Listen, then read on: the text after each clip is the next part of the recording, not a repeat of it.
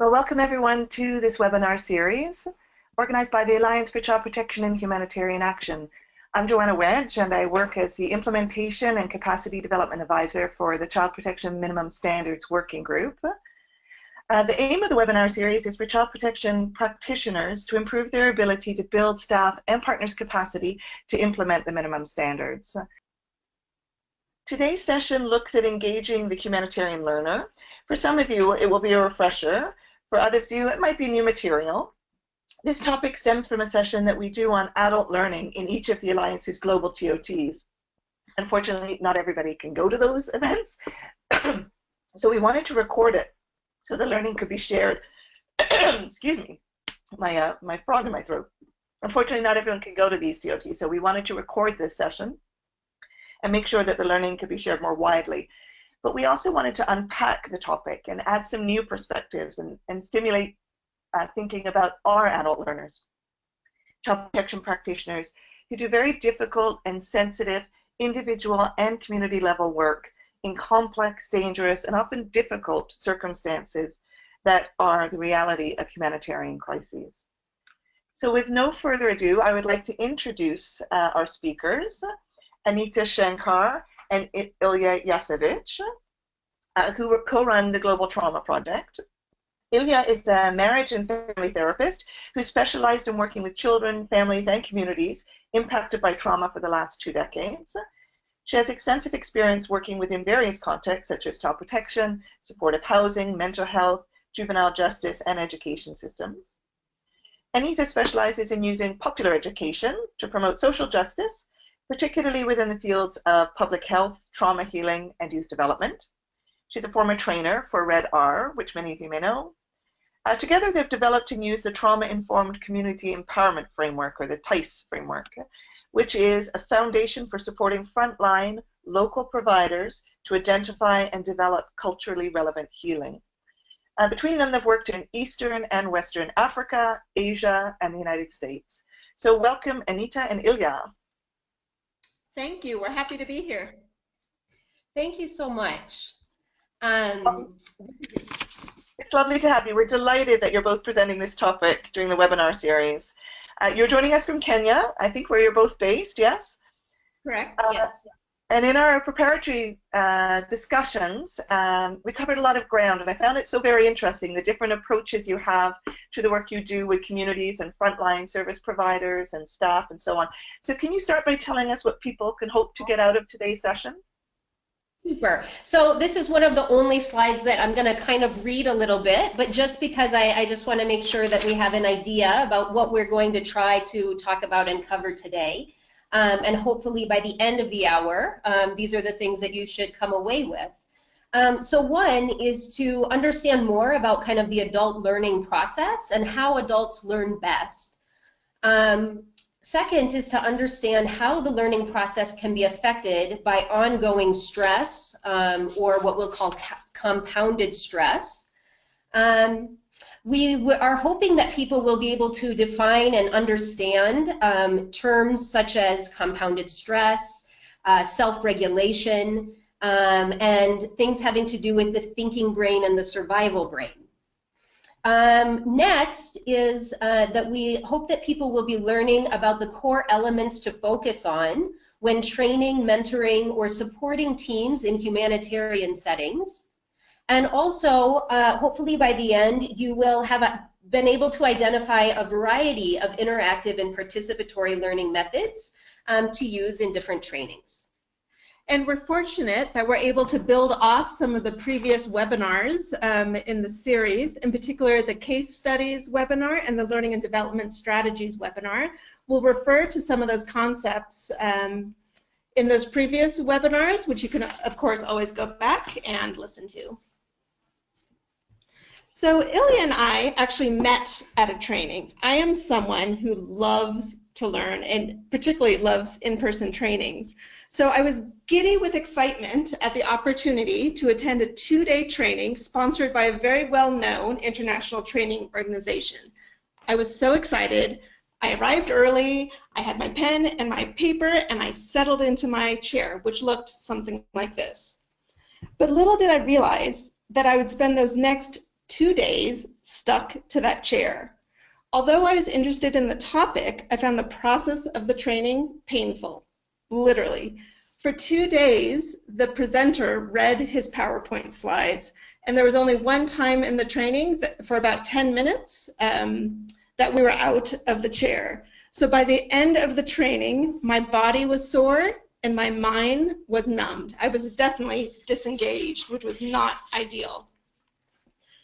So to put some theory to this experience, my work is heavily influenced by a Brazilian educator named Paulo Freire, who coined the term the banking method. And if these terms are unfamiliar to you, don't worry. We'll try to explain them, and you can always ask questions either now or later. But the banking method is when the teacher is thought to have all the knowledge, the power, and the resources, and the students, they say, are like empty cups. They're just sitting there waiting for the teacher to give some knowledge and experience. And unfortunately, a lot of training methods still use this. But for me, it's not something that works. And so it's important to distinguish in the training that we met at, the content was fine. He really wasn't an expert in the field, but it was the process that I found so painful. So today we're going to be speaking more about the process of how to engage humanitarian learners. So we'll be discussing innovative ways of training that will support learners to understand and actually use the information and skills. So our hope is that you can use these strategies with whatever content you normally train on. So that being said, we realize there's kind of a mix of people that are on this call, but that a good percentage of you, let's probably about half of you or more, are actually working in I would say it sounds like pretty stressful environments, at least at certain times. So up here on the screen right now, we just have some pictures of some examples of some different kind of strategies or different methods to engage people in training, in just different types of experiences that you might be doing where you're wanting to support people in learning something. So the example that Anita gave with that blue chair where we kind of sat for several days and got stiff and numbed, I think you can see maybe in some of these pictures that people are looking very different from that. So, I mean, people are using, you know, the arts, for example, to share and tell about their own stories. So they're using storytelling, they're getting up, they're playing games, they're moving, and they're engaging with different kinds of materials that really help them to share about their own life experiences and to learn from one another. So this is one of the things that Anita's going to just talk a little bit more about in regards to what adults need to really be able to learn and process information best. Great. Okay. So the alternative to the banking method, which we spoke about before, is the concept of popular education. And the term popular is coming from of the people, not about being liked. So it's about creating wisdom based on the experiences that people have. So teachers and learners are one and the same. So even when I'm a trainer, I go in very much as a student and believe that I can use my skills and my knowledge to pull out information from the participants there as well. And popular education is also about challenging unjust power structures, which is something I feel very strongly about, that training and education and all sorts of learning opportunities can be revolutionary and promote social justice rather than a hierarchical system. So that's what we're going to be talking about a little bit more today. And an example of the method that we use in popular education is called the popular education spiral. And this is Viral, that's in the book called Educating for Change, which is a wonderful book, and fortunately the full PDF is available online, so we will include that in the follow-up email. But the process we use is to actually start with the experience of the participants, so get people to connect and talk, thereby looking for patterns so people can find commonalities. Once we understand the context, then we add new information and theory and spend a lot of time practicing skills, strategizing, and planning for actions. Because trainings are short-term opportunities, but by using this more in-depth model, the hope is that then people can apply the learning in action. Great. So we're going to ask you to do a little reflection for a moment. And even though this is a webinar, which is not our usual training style, because we like things to be very interactive, which this is very different from, but we're going to ask you to do a bit of a reflection, and then hopefully we'll at least get a few of you that would be willing to type in some of your comments or ideas, okay? So what I'd like to ask you to do is to think about a time when you attended a training or someplace where you were being taught something, and when you felt that it was boring or it wasn't useful. So think about a time you were at a training and you really felt bored, you were not engaged, you kind of couldn't wait for it to be done with. And I just want you to think for a moment about, why were you bored?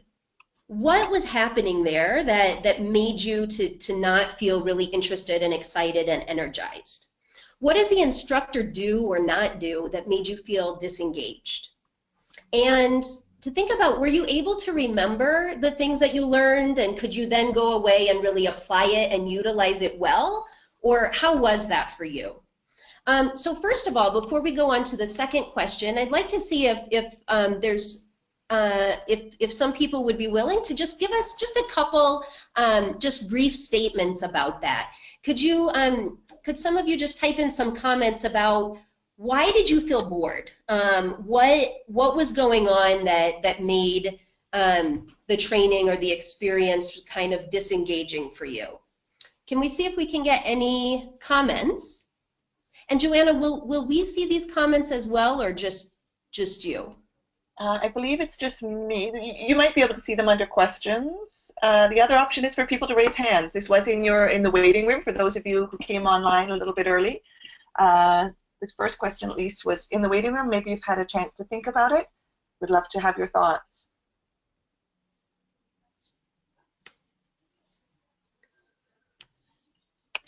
So the first one says, trainings where the trainer is just reading PowerPoints in a full text. Lots and lots of words on the screen. Yes. Agreed. Yes, usually that is very boring, and we often feel like, what was the point? I could have just read these anyway. Yeah, it's such a common method of training. And especially where we live in East Africa. This is, I think, is extremely common, maybe even more, than in the U.S. or some other places. But sorry, go ahead, Joanna. Yeah, and then Maury added that instructors that read from text, I guess whether it's on the screen or in their notes, they're just reading as opposed to engaging with other people. And then we have another one saying trainings that are not applicable in reality. They're very theory-based, but no practical, useful examples. They're detached from reality. Mm-hmm. Right. Very good. Yes. So I think part of what we're hearing is that we need things in order to feel engaged and energized. We really need things to feel a bit creative. That there needs to be kind of new information, and that it's brought to us in some kind of creative modality that's not just reading from a text. And also that the things that we're learning are linked to really real life practical experiences.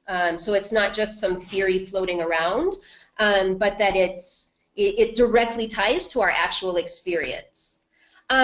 Super, thank you so much for those comments. I just would like to ask another part of this, which is for you to think about a learning experience that you had that was really different than that. One that you found to be very engaging and enjoyable.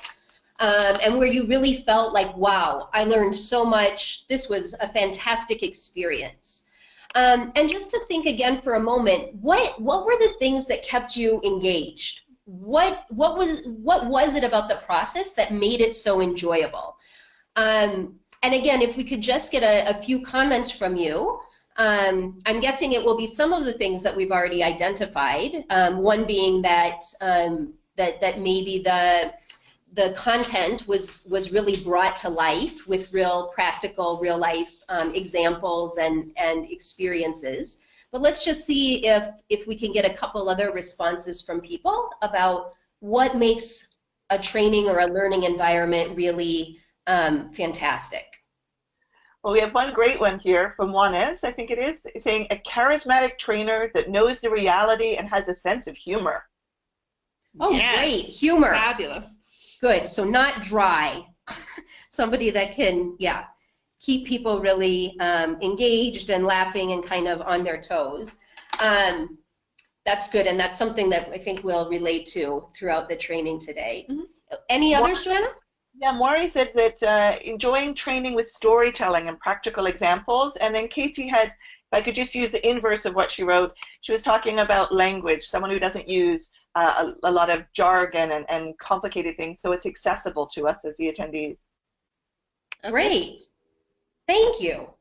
Well, good. Well, hopefully we all, you know, kind of have made note of those things, because sometimes even when we know this or we have these things in mind, it can still sometimes in real life be very difficult to actually engage people or conduct trainings or mentoring or things, to actually conduct the sessions in a manner that is really engaging and pulls from people's real life experiences and keeps things very practical and fun. So one thing, whoops, see here, there we go. One thing that I just wanted to mention a little bit more is, you know, I think most all of you are working in or with humanitarian settings. Some of you might not be based right in or living in an emergency or kind of a crisis situation, but most of you are either in that situation or working with people or communities from abroad who are dealing with a lot of different types of stress.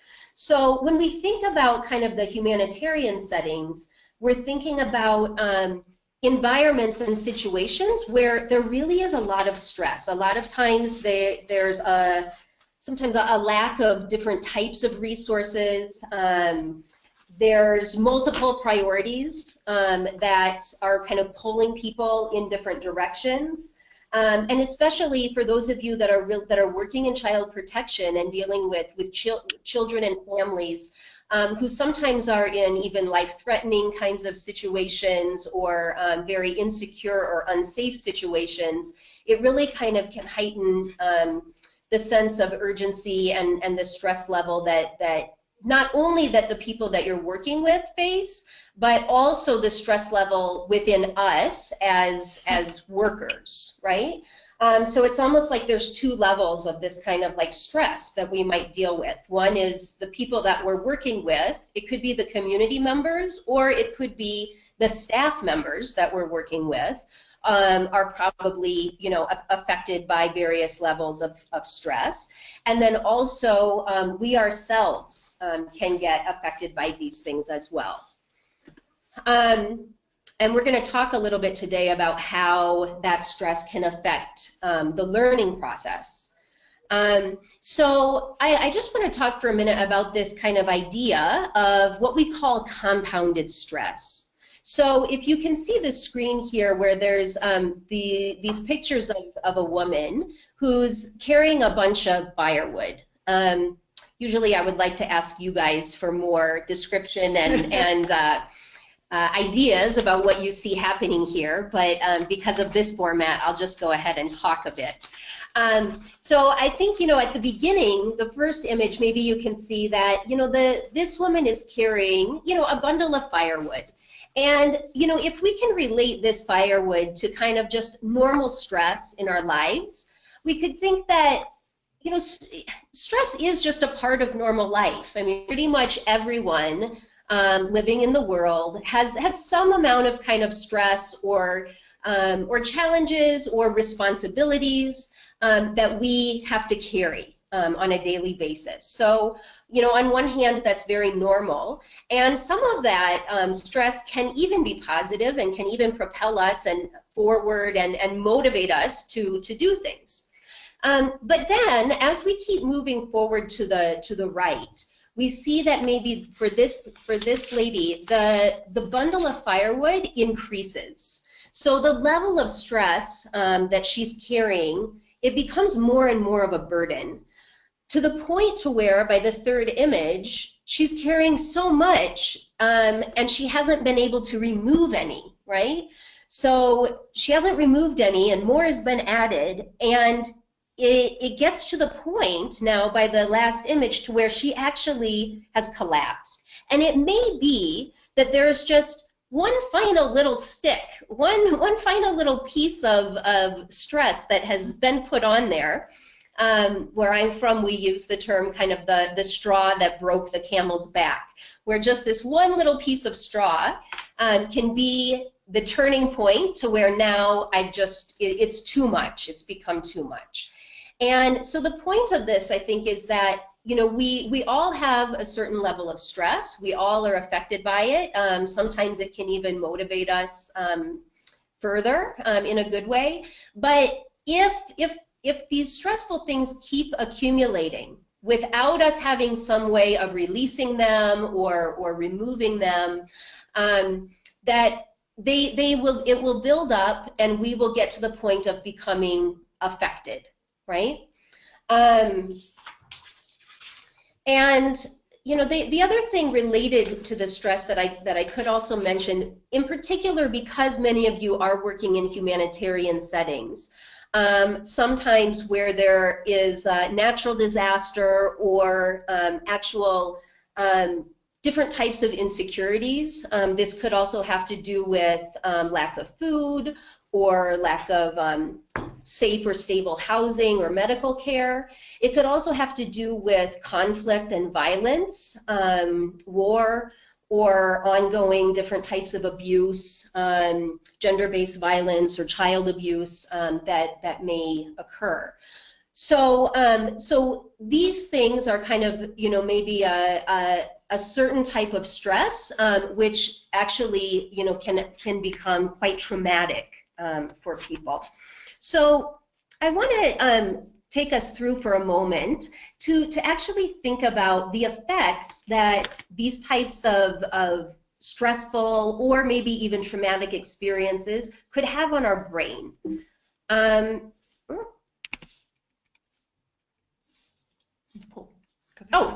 sorry. Let me go back for a moment. So before we talk about the brain. So these different types of experiences can affect us in a number of different ways. Yeah. So if you look at the circle here, at the top of the circle, we have a guy who is really feeling ill. So sometimes this kind of buildup of stress or difficult or painful experiences can start to really have some physical effect on our bodies. So you might notice, stomach aches or back pain or chronic headaches that keep coming. There's a lot of different, physical effects that can happen to our body. If we move around this circle, we see also the picture of the man who's tearful. We can also become affected emotionally. And so, we may feel very up and down emotionally, really excited, and then, really low. We might start feeling, very sad or hopeless or helpless feeling. We also can can start to have some impacts to our thoughts or our mental state. So here there's a guy laying in bed and he's having nightmares in the middle of the night. His mind just kind of keeps replaying some of the things that are happening to him. So even sometimes our thinking or our thought process can become a bit altered.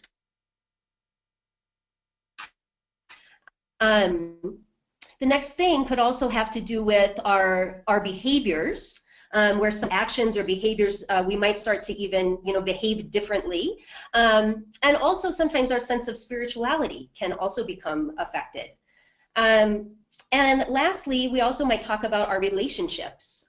So even where we are engaging with other people differently, or detaching, or feeling mistrustful or angry towards people. So our relationships can also start to change. So I just want to speak briefly about the brain, because when we experience stress, or especially when we feel any kind of threat, it actually has an effect on the way that our brain works. So typically when we experience some kind of threat, it activates this part of our brain. You'll see that little red thing come up there. It activates this part of our brain, which is called the limbic system, but we like to call it the survival brain. And the survival brain will put us into kind of a fight, flight, or freeze kind of response. We call these the survival responses. So you might notice that you feel like really like escaping or getting out of a situation, or you just kind of freeze up and kind of shut down, or go blank or numb. It might be that you start to feel really frustrated or irritated, and maybe you even become a little bit aggressive towards someone. So it doesn't always have to be extreme, meaning that you're punching someone. It can also have to do with this kind of irritability and these things as well. So an interesting thing that happens is that when our survival brain gets activated, it actually does something to the green part of our brain, which is the front part of our brain up there, which is our thinking brain. And what happens is that when our survival brain gets activated, our thinking brain actually starts to shut down. This is called our prefrontal cortex. And our thinking brain is actually in charge of things like rational thought, decision making, planning, longer term kind of strategizing and goal setting. So all of the things that are really important for, probably for doing a good job at work and for being creative and innovating and being kind of productive and thinking ahead, those things kind of start to shut down when our survival brain is activated due to higher levels of stress or difficult kinds of experiences. The blue arrow on here is also kind of showing that our survival brain also sets off the stress hormones throughout our body.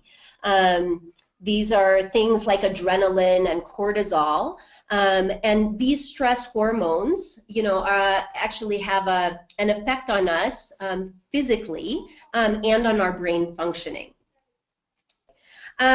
So the final part that I was saying was just relating what happens to our brain to our ability to learn and to take in information and to process that information and to do things with it, right?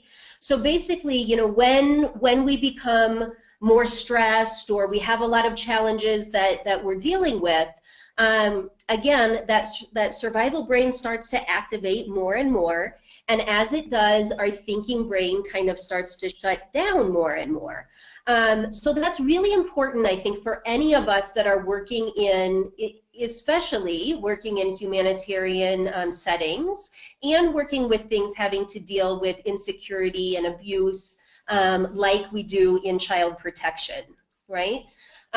So it can affect us, again, as staff members, and our ability to think clearly and slow down and make decisions. It also can affect our coworkers and colleagues, and also the kids and families that we're working with. Yeah. So one of the things that happens as we get more stressed is that we start to, the technical term that we call this is we start to dysregulate. And if you see this picture of what is supposed to be kind of a thermometer on here, we usually use a thermometer to measure body temperature, yeah? But in this case, we're going to use the thermometer to talk about our emotional state, like how intense our emotions are, and our energy level. So sometimes when we're dealing with a lot of stress, we might start to go higher and higher, maybe too high, kind of up into that red zone, where my emotions start to get more intense. Instead of just being kind of frustrated or irritable, I start to overreact or get more angry or start to lash out at people, perhaps. And likewise, this can also happen where we start to go too low, down into the blue zone, where maybe I start to just shut down or disengage, or I start to not really care about things anymore, or maybe feel more helpless, like there's nothing I can really do, and nothing I'm doing is making an impact. What's the point of this? And we just become overwhelmed. So when we're in the green zone, it's like that front part of our brain, like our thinking brain, is really able to be in charge. We might be having stress, we might be having some difficulties, we might even be feeling angry or sad about something, but we're able to manage it pretty well, right? Our thinking brain is still engaged, and we can think about how we can best deal with the situation. But again, when things get to be a bit more difficult and the stress starts to kind of take over, that's where our thinking brain might start to shut down more. We start to kind of go out of the green zone and up into the red or down into the blue. Yeah. So we call this, the word on the screen is called regulation. So when we are well regulated, it means that we're in that green zone, right? We're kind of balanced and our thinking brain is operating well. So one of the things that we need to do, especially if we're living or working in high stress situations, is that we need to pay close attention to our own kind of thermometer, right? Our own regulation. Am I still in the green, at a green level? Or am I starting to go up into the red or down into the blue? And you know, you could think for a moment to yourself about what are your signs? What are your personal signs or signals that tell you, oh, I'm starting to go up into the red, or I'm going down into the blue. Sometimes we pay good attention to ourselves and we're very aware of those signs. Sometimes maybe not. I know sometimes when I start to get stressed, it's my little boy who's 5 who will pick up on it really well and will say to me, you know, Mama, are you going to red level? and then I'm like, oh, whoops, even he's noticing it, and I think I need to do something to help myself. So the last thing I'll say about that is that, you know, there's something which we call kind of about self-regulating, which is about having our own kind of skills and strategies to help ourselves get into that green level, the green zone.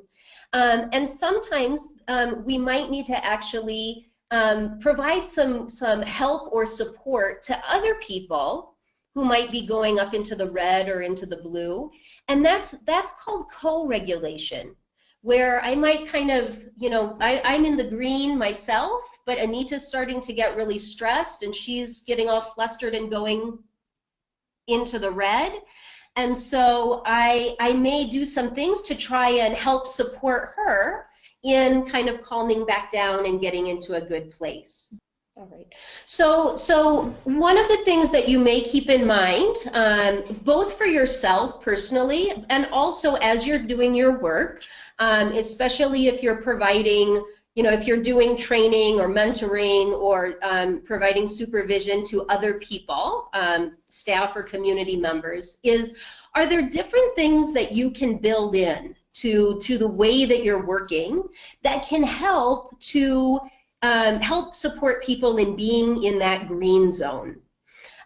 So we have some examples on the screen of, doing physical exercises, breathing, sometimes playing games or even distracting ourselves from something, using different forms of expression, maybe through arts or music or dance, or even conversation, or just having a brief one-on-one check-in.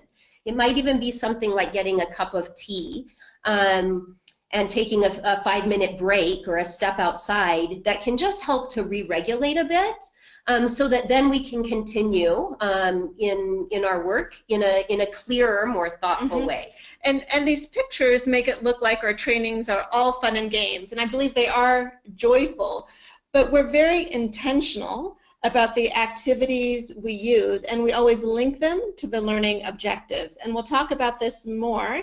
But by helping people regulate and be in the green zone, they're more open to learning and they're more open to each other, which creates a sense of safety and deepens the learning. So just briefly, for example, Anita and I were giving a training recently in an environment where there was a lot of ongoing stress and trauma and a lot of conflict and violence. And one of the groups that we were training was a group of police officers. And when we started the training, there was a woman, I'm going to change her name and call her Mary, but there was a woman police officer in our training group who came in at the first day, and her face was just totally flat. She was very shut down. She kind of had no expression. And when we started the training on that first day, within probably the first like 5 to 10 minutes, she started dozing off. And for a good part of day one, she was pretty much asleep, I guess I would say, kind of coming, opening her eyes back and forth. She looked very stressed, very heavy, and very burdened. And I think, had we used kind of a more traditional style of training or engaging, where maybe if we had used a lot of lecture and PowerPoint and things, I think she would have kind of remained very off and shut down throughout the whole training.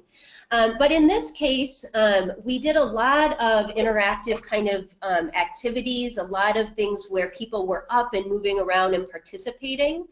And throughout the course of this, we really saw Mary totally come to life. She completely transformed.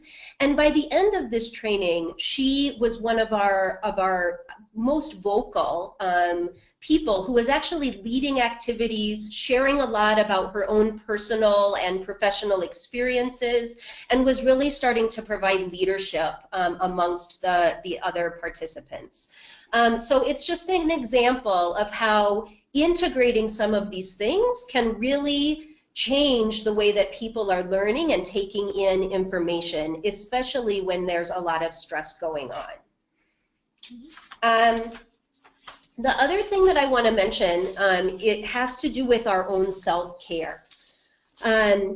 Because, again, if no matter what we're doing with other people, if we are not kind of feeling okay and balanced and taking good care of ourselves, we're not going to be able to support others in a good way. And I know most all of you are really working hard in your work to support a lot of other people. And so I just want to ask you to think about, for a moment, to think about a time when you felt stressed or frustrated or overwhelmed. Maybe you started going into the red or the blue levels yourself. And I just want you to think, is there anything that you did to try and help take care of yourself? Is there anything that you did to help yourself feel better and to get back into the green? if anybody very briefly would like to just to type in or raise your hand and type in just a couple brief comments of anything that you have done that kind of helps you when you start to get too high or too low. What helps you to get back into that green level? The second thing that I would ask you to think about is there anything sometimes that as a professional, as a staff person, is there any things that you do to support your staff or your teams or the kids or families that you're working with to support them in their own well-being? Great, I see some good responses on here that sometimes people go swimming, have gone to counseling, someone wears workout clothes and goes for a long run or walk. Great. Fantastic, exercise is super. Someone says connecting with friends or family at home or having beers with colleagues or friends at the duty station after work. Fantastic. I mean, these are all, so we're talking about connecting with other people, socializing, exercising, actually seeking, additional help or support, even sometimes professional support. These are fantastic. And you might just want to think about, again, are there things, so there's good things that you're saying that you do for yourself, and then just to think about what are the things that you might do in your work setting to support the people that you are working with. And sometimes, especially when you're in a really stressed environment, there's a lack of resources, sometimes it's not even safe enough to go outside for that walk. There's no swimming pool, of course. It's extremely hot. How can you still support people to come up with some different ideas and use some of those good kind of strategies to help with good self-care and regulation? So we'll put that out there as just some kind of food for thought for now. And in addition to that, or to expand on that, the Alliance for Global Protection Cluster has actually prepared a really wonderful training module on self-care. And this will be something that Joanna will attach in the follow-up email after the webinar. So again, this is another lovely resource that you all can have access to. We thank you for your patience and realize we're going a bit over, but we're going to quickly just now give an overview of some of the core concepts and the processes that we use within our training. And the first one we really focus on is safety. And when people first think of safety, often people think of physical safety. And it's true, people need to be physically safe in order to best learn. But we also focus a lot on emotional safety. And this links to what Ilya was saying about the thinking brain and the survival brain. If people are in the survival brain, they can't learn well. So some of the concepts we focus on are really quite basic. We work so that people feel seen and heard and that they feel important. And it seems so simple, but so often those things are missing from trainings. So some of the things we do, we actively welcome each person who comes in to the room. We also have different activities, in particular activities that get the thinking brain engaged. In a few slides, you'll see some examples of the mind puzzles that we use. We're also very mindful of the seating and how people interact with each other, and we connect people with each other. And some of the common activities that are often used in the trainings also to create safety are having a group agreement, agreeing as a group how the workshop will proceed, but also enforcing those group agreements, which are often lacking. We have a notice board, which is just a blank piece of paper, hopefully taped up to the wall, if there is a wall, where people can ask questions. We also focus a lot on games and different activities. People in and know that they belong to the group. Sometimes there are official roles, such as team leaders and timekeepers, but also it's just about focusing that they are part of this learning community. And that goes into the next concept of connection. For me, I believe learning is connection. It's about connection to the self and learning about who I am, and as Ilya just spoke about regulation, recognizing how this information is important to me and how I'm interacting with it. It's also about connecting to each other and being part of a learning community and figuring out how you can help others to learn. One of the connecting activities we do are these little, they're kind of blurred in the picture, but they're bean bags that we use to throw back and forth through a really fun game that we use in the first few days of the training. During our last training in South Sudan, there was a time when I needed to step into a different training, and I hadn't yet been with those people before. So even though it was midway through the training, I asked them what they wanted to do, and they wanted to play the bean bags. So we spent a lot of time playing bean bags, and the interpreter said, well, come on, let's get on with the training. But I knew that since I was an outsider to that group, I had to spend a lot of time creating safety and connection before we could get on to the content of the training. Great. Another concept that we focus on is identity, and for some reason it's good, identity. So it's really about creating an identity as a learner, and this goes back to what we were talking about from the popular education model. I often start my training saying, I am here to learn from you. That doesn't mean I don't have anything to teach, but it means that my mind is open and I want to hear about people's experiences and then match that with the information and the support that they need to move forward.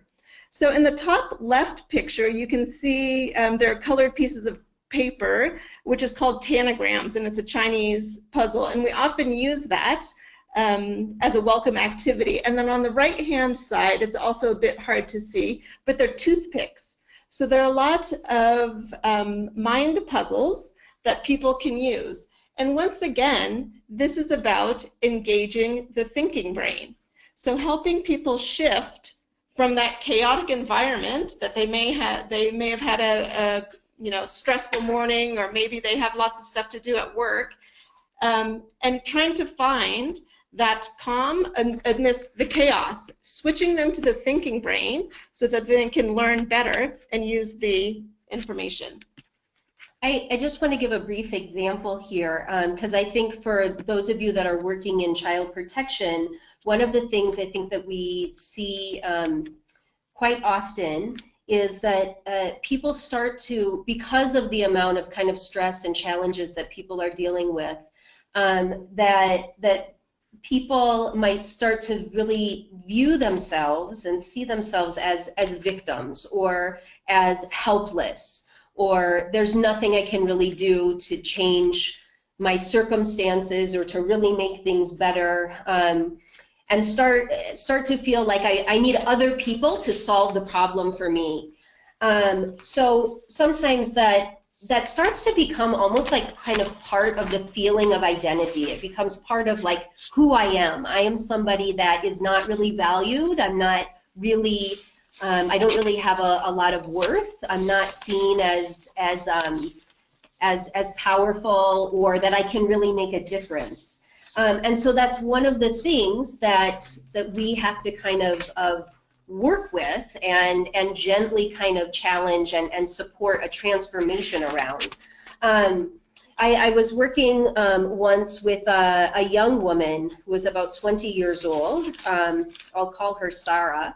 But she was on a refugee status in Eastern Africa, and because of that didn't have any kind of legal rights to work or these kinds of things. And she was quite young, but she was very religious. She was Muslim, and very she wasn't married, and so she was very proud for most of her life about the fact that she was a virgin, and and you know, that she wouldn't be having any relations until marriage and things. I'm sharing this because at one point during her whole kind of refugee experience, she experienced violence and sexual assault and became pregnant. And when this happened, the place that she relocated to, other people even in the community started to even call her names, and really she was shunned by the community. They started to call her a prostitute and saw her in a very negative way. And this whole experience really started to change the whole sense of identity that this young woman had about herself, how she viewed herself. And when we finally met with her, she was, you know, in a very, very low state. The point is that in working with her through a variety of different things, over time, she was able to get different types of support. Her and her child were involved in with the child protection system. She started working with a trauma counselor. She began working with a livelihood program that was working on women's empowerment. And through all of this, it really shifted her whole view of herself to the point to where she no longer started to see herself as somebody that didn't deserve anything and somebody that was bad and evil. But who started, where she started to see herself now as someone who was capable and competent, and she actually started to even facilitate even some support sessions for other young women who had also experienced gender-based violence and were having a hard time connecting with their children. So really transformed into a leadership role. And so again, I think this is what many of you are doing in your work, but it directly ties to this whole concept of identity. We're going to skip that one. Mm-hmm. And the final thing that we're going to talk about is just related to empowerment. And the story that I just told, you know, there were a number of things, of different types of support and activities that Sarah was able to engage in that helped her to really begin to feel re-empowered and to start to feel her energy and her coming back to life and her feeling of competency, and that she could really do something to improve her life and the life of her child and even make a difference in her community. This again is one of the things that really gets affected by stress and also really impacts our ability to learn and be creative and take new kinds of action to change our environment. Go ahead, Anita. No, good. And that's the goal, right? We want people in learning environments to utilize that information to change their lives for the better. So we realized, particularly the last part of the webinar was a little quick, but we just wanted to give a brief summary of some of the concepts that we covered. And you are welcome to contact us for more information, as well as you'll get the PowerPoints and some follow-up documents. So we talked about popular education and how we can create wisdom and both be teachers and learners. We talked about compounded stress and the effect of the thinking brain and the survival brain. We also focused on self-care, and I encourage you once again to look at that toolkit that Joanna will send. The core concepts of safety, regulation, connection, identity, and empowerment are very critical to ensuring that people can be engaged in these learning environments, whether that's training or other learning opportunities. And I wanted to give you a little bit more theory. We wanted to give you a lot more theory, but due to time and technical malfunctions, we weren't able to do that. But one of the theories that we used, even in this training, is about the learning cycle, which we simplified a bit. So people have experiences, and then they reflect on them. Then they create theories or learn, and then they apply. So this is a cycle that we also use throughout our trainings and help people process. But the way that I like to do that is through the head, heart, and feet, although I only wrote one foot, so maybe it's head, heart, and foot. So to help people process, what are some of the things that they learned, or what questions do they have? What are some feelings that came up? And what are you going to do with the information? So in closing, I would like to ask you those same questions. What was helpful or new information? Did any thoughts or feelings or emotions come up? And how are you going to use this information? To take action. Mm-hmm. Yeah. So I think those are some of our kind of closing questions for you all to think about. We could take a few typed in responses to those if some people are able to share any of your thoughts or feelings or ideas. And then also we would like to just take just a few moments for any additional questions that any of you have. Joanna, I think you can take it then from there. Yeah. First of all, I wanted to check that you can hear me. Can you hear me at the moment? Yes. You can. Okay, great. So that means that I can hopefully unmute microphones. If anyone has a question they would like to ask, you can raise your hand, and you can have a question to each other or particular to Anita and Ilya. Or if you'd like to just put in a suggestion, you could, again, you could speak it and I could unmute your microphone, or you could put it into the question box if it's either a question or a comment that you'd like to share, or maybe something in terms of the question that Ilya and Anita have put to you about your head, your heart, your foot. Maybe while we wait for either of those, because I don't see anyone right now. Oh, Safi Ula's put up his hand. Safi, Ula, go ahead. Thanks for the very important and very attractive presentation. Just I wanted to have your idea, because my understanding is that the stress should be divided into two. For example, into professional work and also on the personal life. So, do you think if we keep it separate and do not mix it in order to overload the person, so do you think that strategy will be effective to avoid further stress? Yeah, for us, I think our view and approach is that we're a whole person, right?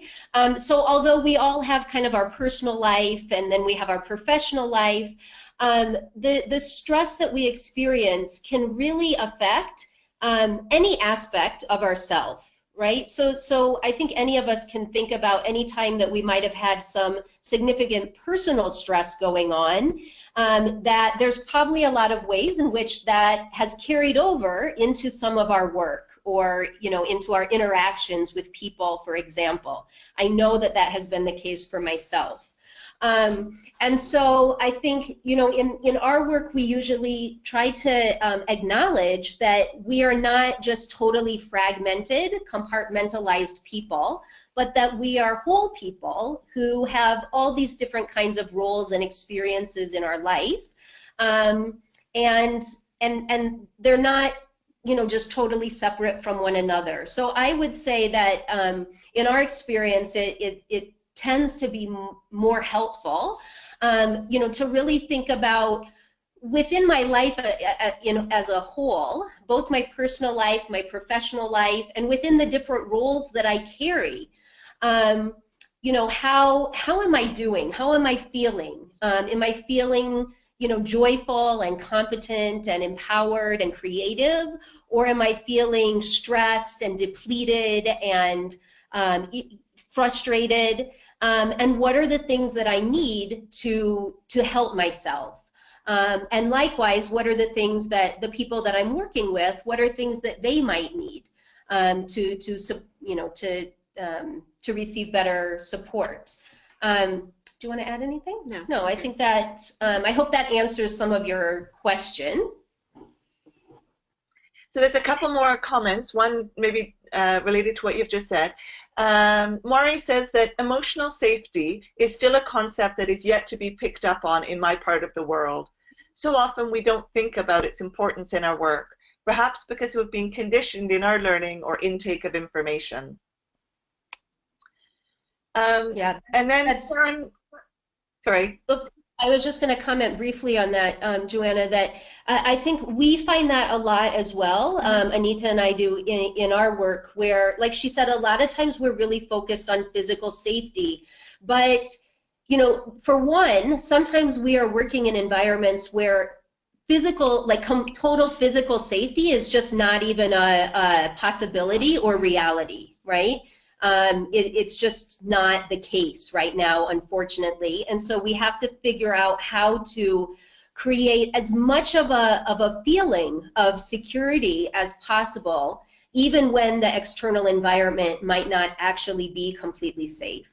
And likewise, the flip side of that is sometimes we are in a very kind of safe and secure environment, but we may feel internally, I might not feel comfortable. I might not feel secure within myself. I might not trust the other people that are, you know, that are around me.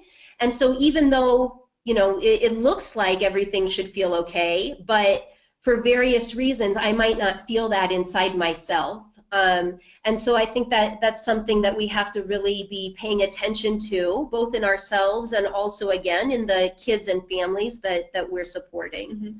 And the same also goes for self-care. When we introduce the concepts of self-care in our training, some people, it's too far out of reach. They say, we don't have time for ourselves. We're too busy playing all these other different roles. But we're very intentional about modeling our practices during the training. So we talk about emotional safety when we're having deep discussions. When I talked about the bean bags and why it was important to create connection, it was because the topic that day was about victimization and aggression. And I knew I couldn't get to that deeper level without creating that emotional safety. So we reflect on the experiences even during the trainings. And over the course of the trainings, people slowly understand the importance of both emotional safety and self-care. Great, thank you. I think we have time for one last question.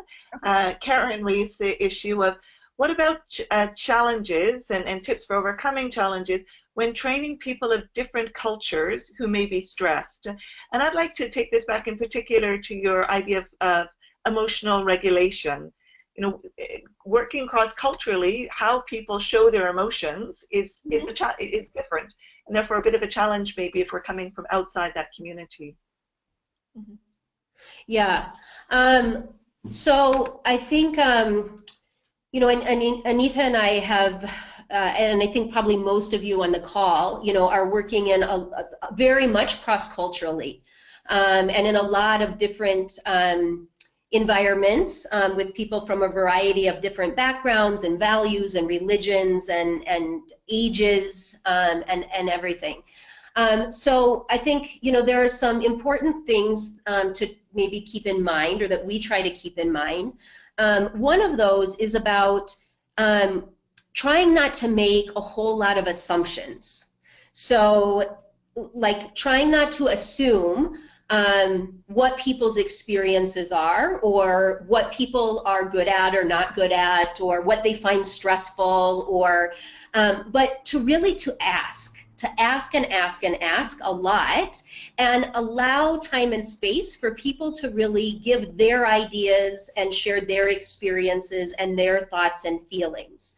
And Joanna, when you related this like to emotional regulation, for example, you know, Anita and I we might kind of talk about some of these concepts, and then we might say, well, so, you know, like we did here in this training, what do you do? How do you do that when you start to go to the red level, for example, and you are feeling, you know, really angry and you just want to, you know, hit something? What do you do? What can you do to help yourself, right? Because what I do might be very different from what someone else does, right? But that's okay. All of that is okay. So, you know, so I think part of it is just creating a lot of space and room for people to feel comfortable. And again, this comes back to safety and feeling secure and respected, for people to feel that, wow, there really is a space here where I can share my own experiences and ideas, and I'm not going to just be judged or feel that I'm wrong. That's just some initial comments maybe. But it's a wonderful question that could actually, you know, that we could spend a whole day talking about, or a whole year talking about. We could have another session on that one, couldn't we? Yeah. Unfortunately, time's coming to an end, so we do need to hold that answer at least there, but I do appreciate both the question and the answer. Thank you both, or thank you all. You know, I have to say that as we wrap up this session, I just wanted to reflect on how well you've demonstrated by drawing us in from our busy lives. Yes, people took the time to do this, but I know that there are phone calls and people working into offices and emails coming up and so on, and how you drew us in by telling us stories, by showing us photos, by giving us tips, by posing questions, by answering questions, by trying to be as interactive as possible, even with the limits of technology and then the failures of technology. So I really wanted to thank you both, Anita and Ilya, for your time, your expertise, your flexibility, and by showing us, by doing it for us. I think that's really wonderful. Thank you so much. Thank you as well, Joanna, and to the Alliance for this opportunity. We appreciate it so much. And also to everyone who's taken the time to be with us on this call. We're very grateful for all of you and for your time. And like Anita said, we would be very happy to follow up with anyone at a later time if there's more kind of questions or comments that anyone has. So great. Thank you very much. Thank you. Yes. We'll share your PowerPoint as well as your contact details in a follow-up email. So I also wanted to thank Jed Gorlock of Plan International, who's been helping with the logistics. A recording of this session will be on the Alliance website. So do send people who might be interested there by the end of the month, or you can check back in yourself if you want to recapture part of this. So in closing, thank you so much for sharing part of your day with us, as well as your questions and your experiences. We hope that we'll have that pleasure again soon. And until then, I wish you the very best, and I hope our paths meet soon. Bye for now. Goodbye. Bye-bye.